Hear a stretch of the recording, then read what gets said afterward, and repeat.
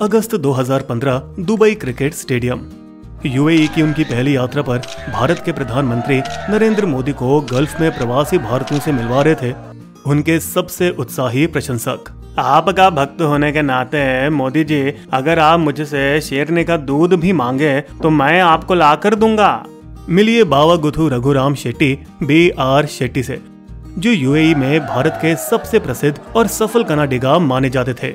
लेकिन आज शेट्टी अमीरात से भगोड़े उसी शहर से भागे जिसने उन्हें नाजा नवाजा और जिसे वो 30 सालों से अपना घर मानते थे। यूएई के सेंट्रल बैंक वित्तीय घोटाले के आरोप में उनके सारे खातों को फ्रीज कर दिया गया और अमीरात पुलिस और फॉरेंसिक जांचकर्ता उनकी संपत्तियों पर आंख गड़ाए बैठी है, ताकि 80 से अधिक वित्तीय संस्थान जिन्होंने उन्हें कर्ज दिया था उनको उनका पैसा वापस मिल सके। आज जब वो कानून से छिपकर अपने उडुपी घर में बैठे हैं तो 77 वर्षीय शेट्टी जरूर कभी ना कभी सोचते होंगे, इससे अच्छा तो ये रहता कि मैं भारत में ही रहकर अपने पहले सपने को साकार करता और राजनीति में बना रहता। 50 साल पहले उडुपी के नगर पालिका चुनावों में जनसंघ की ओर से लड़ते हुए उन्होंने 2 कार्यकाल जीते। उस समय 26 वर्षीय शेट्टी एक नहीं बल्कि 2 भावी प्रधानमंत्रियों से मिले, अटल बिहारी वाजपेयी जिन्होंने उनके लिए प्रचार किया और जिनके साथ थे 16 साल के नरेंद्र मोदी। 1970 के दशक में शेट्टी, जिन्होंने मणिपाल विश्वविद्यालय से फार्मासिस्ट की डिग्री हासिल की थी, उडुपी में एक फार्मास्यूटिकल कंपनी के वितरक बने।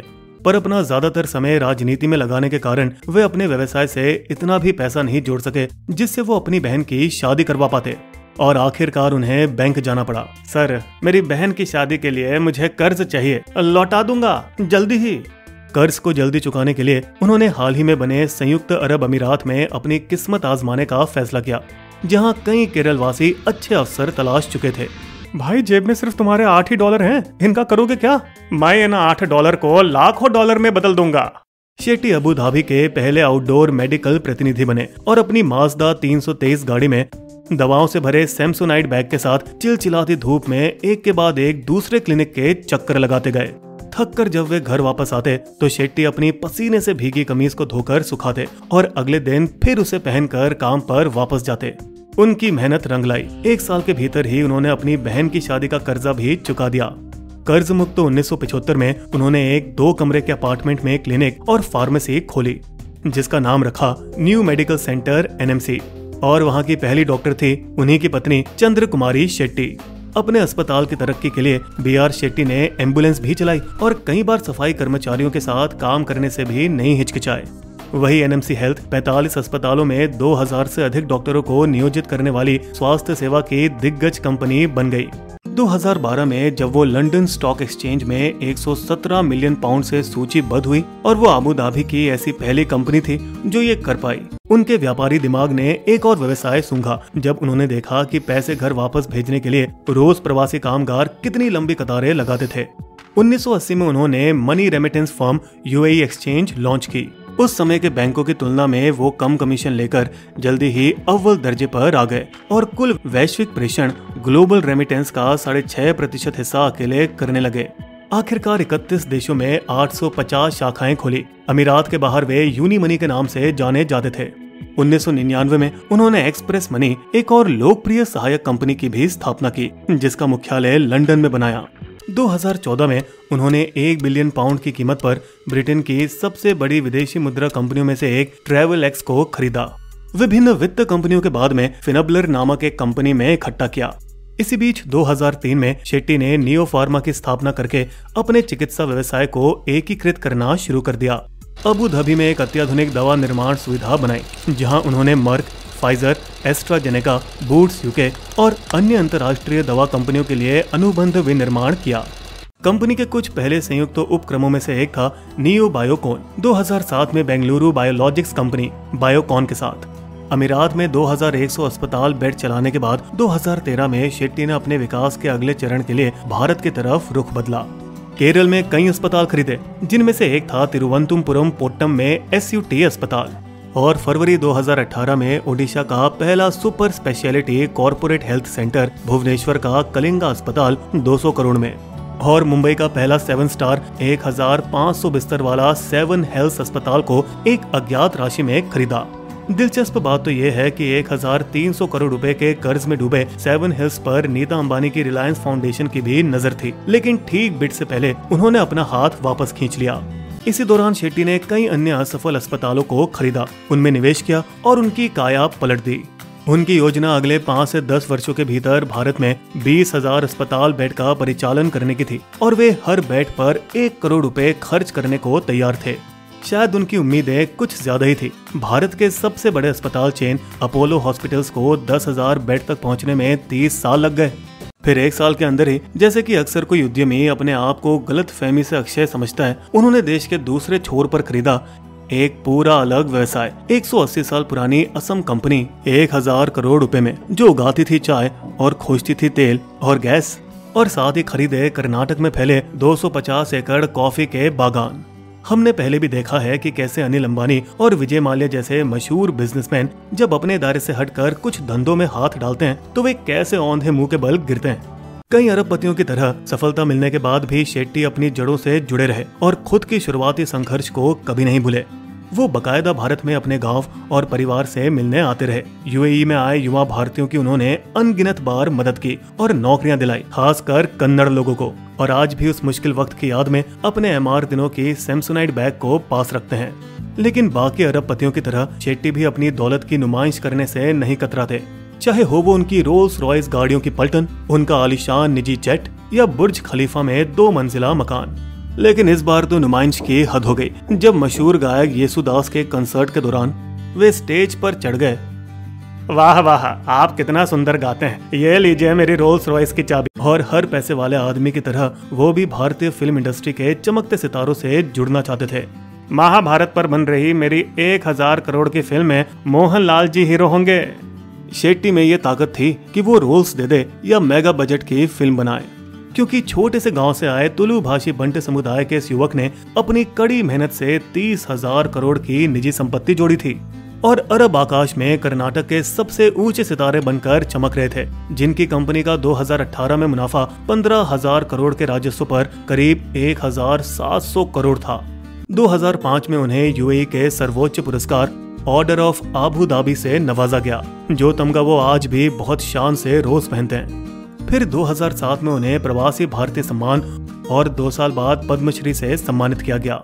4 दशकों से अधिक कड़ी मेहनत के बाद 2017 में शेट्टी ने एनएमसी हेल्थ के संचालन से विदाई ली और परोपकार के लिए ज्यादा समय देने का फैसला किया।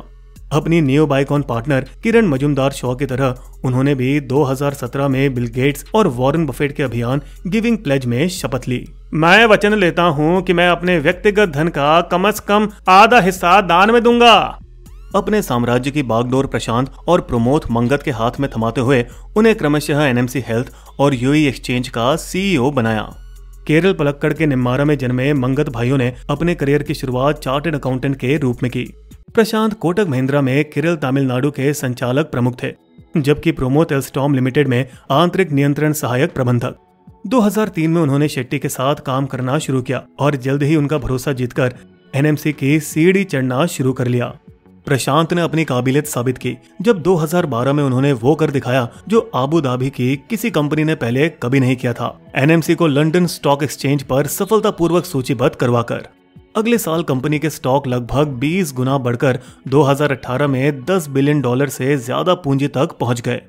प्रमोद ने भी अपने भाई के पथ चिन्हों पर चलते हुए मई 2019 में एफटीएसए पर फिनबलर को लिस्ट किया। उसकी शिखरतम मार्केट मूल्य उस वर्ष दिसंबर में लगभग 1.8 बिलियन की ऊंचाइयों पर पहुंची।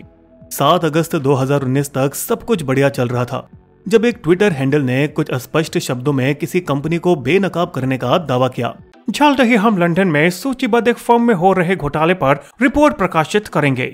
Muddy water short seller Carson Block का एक विवादास्पद रिसर्च फर्म है जिसने चीनी की सरकारी कंपनी में हो चुकी लेखांकन धोखाधड़ी को उजागर करके अपना नाम चमकाया था। हमने तो एक सहज टिप्पणी की थी, लेकिन उस ट्वीट के बाद एनएमसी का स्टॉक काफी गिर गया।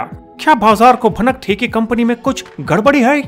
कुछ महीनों बाद दिसंबर 2019 में मडी वाटर्स ने एक रिपोर्ट में खुलासा किया कि एनएमसी हेल्थ का वास्तविक कर्ज 6.6 बिलियन था, दिखाए गए 2.1 बिलियन से काफी ज्यादा। वहां जैसे ही एनएमसी का स्टॉक लुढ़का, वैसे ही यहाँ शेट्टी का साम्राज्य ताश के पत्तों की तरह ढह गया।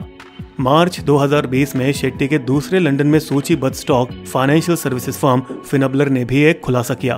कम से कम $100 मिलियन का उपयोग तृतीय पक्ष द्वारा उधार लेने के लिए किया गया है। दोनों कंपनियों के शीर्ष अधिकारियों ने या तो इस्तीफा दे दिया या उन्हें बर्खास्त कर दिया गया और एलएसई ने दोनों कंपनियों एनएमसी हेल्थ और फिनबलर के शेयर कारोबार को निलंबित कर दिया।